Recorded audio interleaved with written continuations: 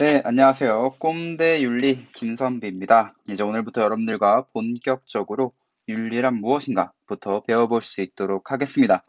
딱 잘라서 본론부터 들어가도록 할게요. 윤리란 무엇인가? 여러분들 흔히 윤리라고 하면 되게 딱딱하고 재미없는 것처럼 느껴져요. 그쵸? 실제로도 딱딱하고 재미없기도 합니다. 하지만 여러분, 윤리라는 것은 결코 삶과 떨어져 있는 것은 아니에요. 윤리라는 것은 삶의 이치를 다루는 학문입니다. 우리가 사람들과 모여 살았을 때 어떻게 살아야 될까라는 거에 대한 답을 제시하는 게 바로 윤리예요. 그래서 윤리라는 말을 제가 간단하게 써보면 윤리는 인간관계에서 따라야 될 도리다라고 기억하면 되겠습니다. 인간관계에서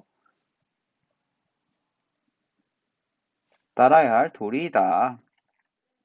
그럼 당연히 학자들마다 어떻게 우리가 살아가야 될지 달리 말했겠죠. 자, 앞으로 우리가 배우게 될 생활과 윤리라는 것은 그 사상가들마다 말했던 윤리의 의미를 어떻게 실생활의 문제에 적용시킬 것인지 배우는 학문이 되겠습니다. 자, 그럼 아래 내려가서 이제 윤리학의 분류를 보도록 할게요. 윤리학은 여러분 크게 이 세 가지로 나눠서 정리할 수 있습니다.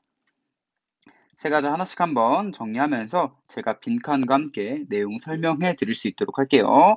그럼 첫 번째 윤리학입니다. 여러분, 첫 번째 윤리학은 제가 편의상 이렇게 물음을 던져 놨습니다. 뭐라고 써 있죠? 그렇죠. 바로 어떻게 살아야 하는가에 대한 물음을 던지는 윤리학이라고 돼 있죠. 그럼 첫 번째 윤리학이 혹시 빈칸이 뭘지 눈치를 챘을까요? 그렇죠. 바로 뭐예요? 규범 윤리학입니다. 윤리학이 여러분 가장 기본이 되는 윤리학이라고 기억해두면 돼요. 어떻게 살 것인지에 대한 답을 제시했던 윤리학, 바로 그게 규범 윤리학이에요. 여러분, 그런 규범 윤리학은 다시 한번 크게 두 가지로 분류가 됩니다. 오른쪽에 보이는 것처럼 이론 규범 윤리학과 실천 규범 윤리학으로 분류가 돼요. 먼저 한번 이론 규범 윤리학부터 정리를 해볼게요. 여러분, 이론 규범 윤리학이라는 것은 행위의 옳고 그름을 구분하는 무엇을 제시한다고 합니다. 뭘까요? 그렇죠. 바로 도덕 법칙과 원리를 제시하는 것이 이론 규범 윤리학이에요. 그런데 그때 원리를 제시할 때 그냥 제시하는 것이 아니라 이론적으로 제시한다고 해서 우리가 흔히 이론 규범 윤리학이라고 하게 됩니다. 여러분, 그런 이론 규범 윤리학은 덧붙여 설명드리게 되면 도덕적인 행위에 대해서 이론적인 분석과 정당화를 다룹니다. 예를 들어서 사람을 도와주는 것은 도덕적인 것일까? 라는 거에 대해서 나름대로 자기들의 이유를 바탕으로 도덕적인 것이다 라는 분석과 정당화를 얘기하게 됩니다. 이런 여러분, 이론 규범 윤리학의 대표적인 예시로는 앞으로 배워보겠지만 의무론과 공리주의와 같은 사상이 있습니다. 일단 이게 첫 번째 이론 규범 윤리학이에요. 그럼 두 번째 실천 규범 윤리학이라는 게 있죠. 이 실천 규범 윤리학이라는 건 여러분, 우리가 위에서 나오는 이론 규범 윤리학을 바탕으로 실제 생활의 문제에 적용하는 것, 이걸 바로 실천 규범 윤리학이라고 얘기하게 됩니다. 실천 규범 윤리학은 달리 말하면 응용 윤리학이라고도 얘기하는데, 여러분들이 앞으로 배우게 될 생활과 윤리가 보통 실천 규범 윤리학 혹은 응용 규범 윤리학을 다루고 있다는 거 기억하면 되겠습니다. 다시 한번 더 정리를 해볼게요. 이러한 실천 규범 윤리학이라는 것은 도덕 원리를 응용하고 적용해서 구체적인 삶에 뭘까? 그쵸. 바로 도덕 문제 해결을 목표했다라는 특징을 갖고 있습니다. 도덕 문제의 해결을 목표로 했다. 그에 따라서 실제 생활의 여러 가지 문제에 대해서 우리가 이론 규범 윤리학에서 배웠던 이론들을 적용해서 문제에 대한 해결을 하려고 했던 게 실천 규범 윤리학이 되겠습니다. 이런 실천 규범 윤리학의 여러분 예시들은 환경윤리, 사회윤리, 평화윤리처럼 각각의 주제에 대한 윤리를 다뤘다는 거 기억하면 돼요. 이렇게 하면 첫 번째, 어떻게 살아야 될 것인가에 대한 물음에 대해서 규범 윤리학을 정리해 봤습니다. 간단하게 이론 규범과 그 다음에 실천 규범도 있다는 거 정리했죠. 그럼 여러분 내려가서 이제 우리가 내려가서 두 번째 윤리학을 정리해 보도록 하겠습니다. 여러분 두 번째 윤리학을 보니까 두 번째 윤리학의 포인트는 무엇을 어떻게 서술할 것인가 라고 물어보고 있죠.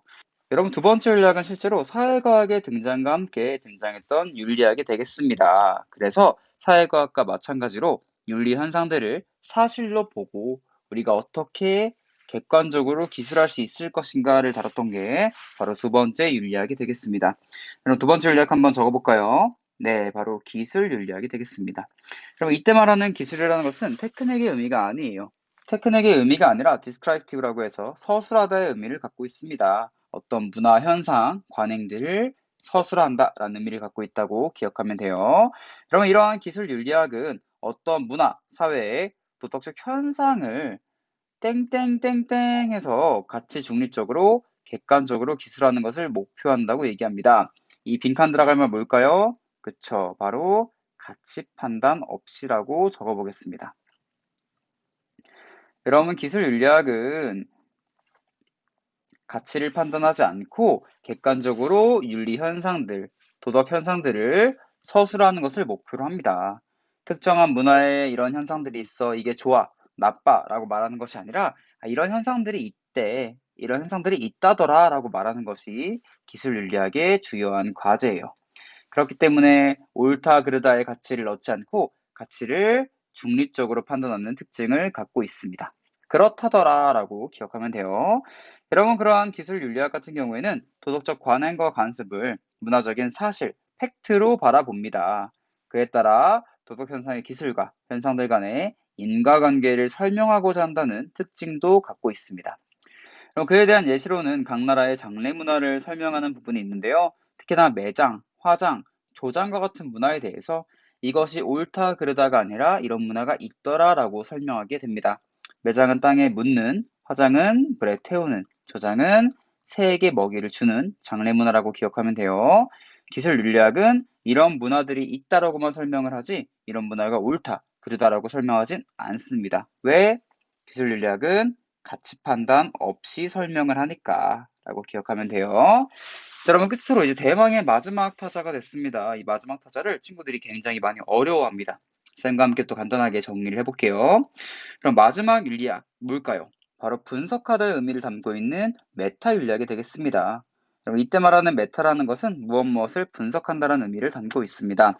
그럼 마지막 이 메타 윤리학의 주요 물음은 과연 윤리학이라는 것은 무엇일까라는 것이 주요 물음이에요. 그에 따라서 윤리학에서 다루고 있는 옳음과 선함이라는 것의 의미는 무엇일까? 윤리학은 진짜 학문으로서 성립할 수 있는 걸까? 라는 것에 궁금증을 갖고 접근하는 것이 바로 메타 윤리학이 되겠습니다. 같이 한번 간단하게 또 내용 볼게요. 그리고 오른쪽을 보니까 이렇게 적혀 있죠. 도덕적 언어의 의미와 논리적 타당성을 분석하는 것이 바로 메타 윤리학이라고 되어 있습니다. 제가 아까 얘기했던 것처럼 분석한다라고 나와 있죠. 그럼 참고로 이때 말하는 도덕적 언어라는 것은 우리가 쉽게 말하는 옳음과 착함, 그름, 나쁜 것들이라고 기억하면 돼요. 윤리학의 기본적인 용어라고 할 수 있겠죠. 여러분, 메타 윤리학에서는 이러한 기본적인 용어가 진짜 의미가 있는 말인지, 진짜 이걸 우리가 다 같이 얘기할 수 있는 것인지에 대해서 분석하려고 합니다. 또한 이론 규범 윤리학에서 사용했던 논리적인 구조에 대해서 이게 정말 타당한 구조를 띠고 있는 것인지를 분석하는 게 메타 윤리학이 되겠습니다.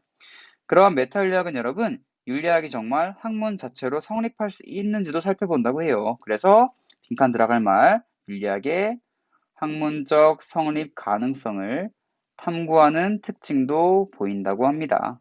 윤리학 진짜 학문 맞아? 옳고 그름이라는 말이 없는 것 같은데 진짜 그걸 바탕으로 학문을 얘기할 수 있어? 라고 물어보는 게 바로 메타윤리학의 과제다라고 기억하면 되겠습니다.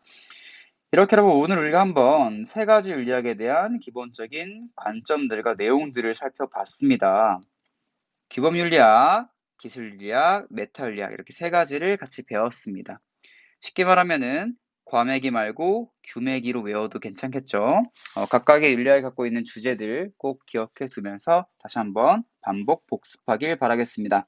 첫 번째 강의 윤리란 무엇인가에 대해서 강의를 마칠게요. 모두 수고했습니다. 이상입니다.